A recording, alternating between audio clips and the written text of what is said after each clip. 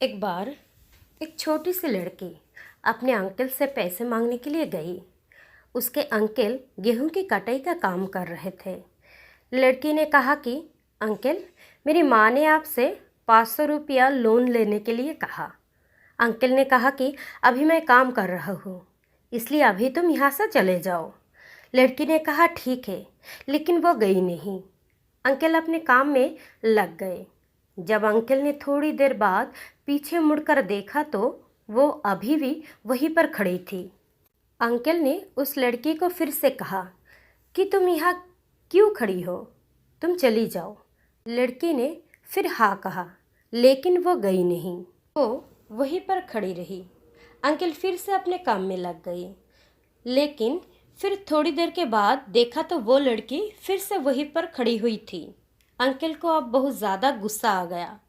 Uncle अपने पास पड़े डंडे को लेकर उस लड़की के पास आया और ज़ोर से चिल्लाते हुए कहा कि तुमने सुना नहीं कि तुम यहाँ से चले जाओ।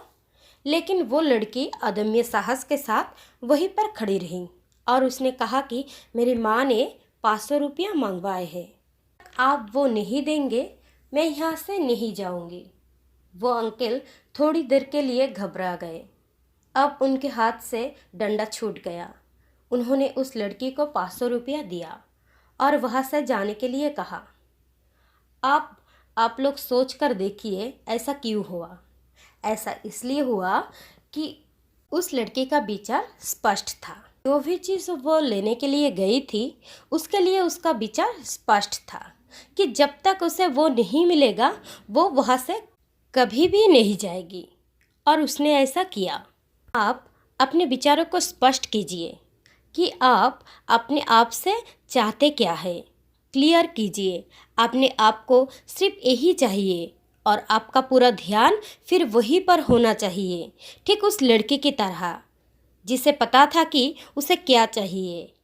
अपने विचारों को स्पष्ट करने के लिए आपके ज्ञान को बढ़ाइए।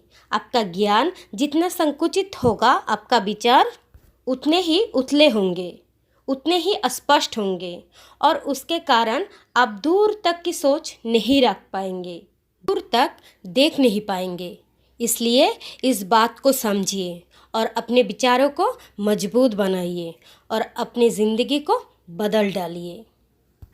तो दोस्तों, कहानी अगर पसंद आई तो प्लीज़ एक लाइक करना, शेयर करना और हाँ, ज़रूर ज़रूर ज़रूर सब्सक्राइब करना। Thank you.